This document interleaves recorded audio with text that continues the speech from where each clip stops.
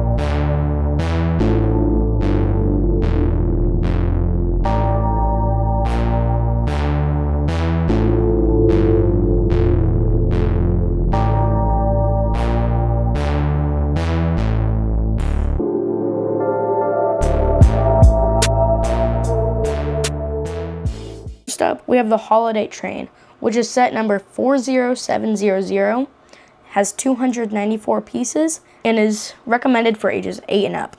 This was a gift with purchase this year, and I forgot what the price cap was for it, but yeah, it's pretty cool. Here's the locomotive, which is honestly really detailed. I like how they use these little hinge pieces to make the front of it. Also with this cool cloud piece making the steam coming out of the front. There's also some tiny little details in there which you can't really notice, but it's cool that they're included in it. This whole set has these cool gold accents all throughout it, which I think just adds to the cool, vibes of it. And then the whole bottom basically is just all in red. So yeah, that's the locomotive. Now, the two storage parts. So this one is carrying some presents. Got some blue ones, got some whitish ones. That's about it, really.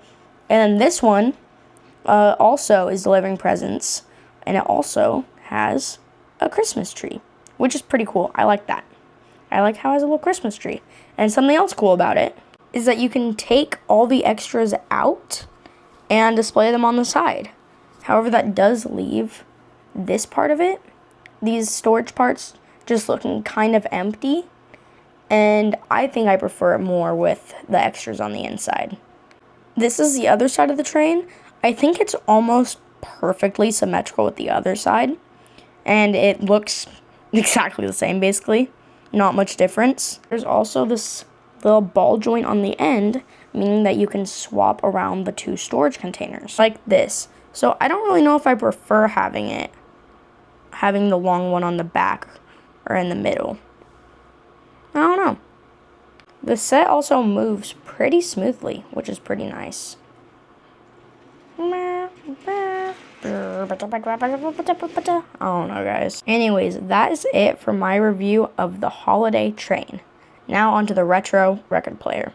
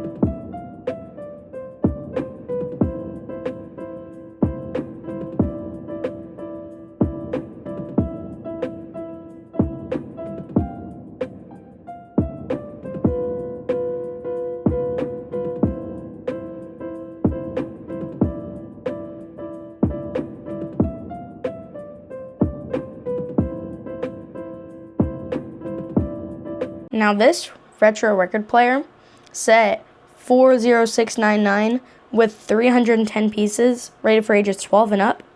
This one is actually really cool and detailed. So you can flip it open, and it doesn't have to have this here, but you can put the little bar up to keep it stable and up there, but it really doesn't need that. It can stay up by itself. It just makes it look more realistic and just better, in my opinion. Also, there are just a bunch of really tiny details and little play features. So you can flip this to turn it on and off. There's also this little volume dial right here. And then the big play feature of it is that you can turn this little knob that's on the back here and make the record actually spin. And this becomes even better if you put the needle on the record. I don't know if I'm moving it the right way. Yeah, I am. So when you spin it, I don't know if this is actually meant to happen, but the needle actually goes towards the outside of the record until the record's over, which I think is pretty cool. You can also move this along with the corresponding colors. I'm not really sure what that is because I've never had a record player, but it's still a cool play feature nonetheless. Also, the little color aspects on this just make it more retro and cooler looking. Like when you close it, these two line up and make it look cool, I guess. I don't know any other words to describe the stuff in this. Also, on the back, there are these audio ports that you would plug into speakers or something and make it go noise. And so you can actually hear the record. There are no stickers in this, which is surprising. And there aren't really too many prints either, I guess. There's the volume knob, of course, and then also these 5 pieces for the actual record. It has a lot of these transparent pieces for the little cover on the top, which is nice to get. Except fingerprints do catch on it very easy, so you have to be careful. Also on the bottom there are these feet. There are no tires to keep it from moving, so I could just slide it if I want, which that's okay. It's not a necessity to have the tires on sets. It just makes it better as life improvement features, you know? Other than that, there's not too much to say about this one. It's really cool, and it's a really good display piece and a cool play set. And yeah, I really like it. I don't know. Earlier, when I finished building this, I was just sitting here for 30 minutes just trying out all the stuff. It was fun. And then, if you put the needle back in, there's this little lever guy right there to keep it from moving, which I like. The only improvement that I think could have been made for this set, and it's really not that big of a detail at all, I know from use of record players that the needle actually comes up, goes on, and then drops down. So I think if it just had a little hinge there that brought it up, would have made it a lot more realistic. Other than that, this is almost perfect. The only step closer to making this more realistic is if it could actually make music. And this is a gift with purchase, so they're not going to actually do that. I mean, I guess if we just pretend that my phone isn't there, then no way. Wait, hold on. It's really playing music. Wow. Just kidding. This is actually a really cool set, though. I do really like that. Anyways, that's the end of this little review. I really like both of these sets. The train is very cool. I like the little intricate details and some of the building techniques for building this locomotive and then building the front of it and all that. Also, this Christmas tree is pretty cool. And then I also really like the record player for its just aesthetic and the fun play features. Guys, I hope you enjoyed, and stay tuned because we have a lot more LEGO videos planned. Here's your little sneak peek of what's coming up.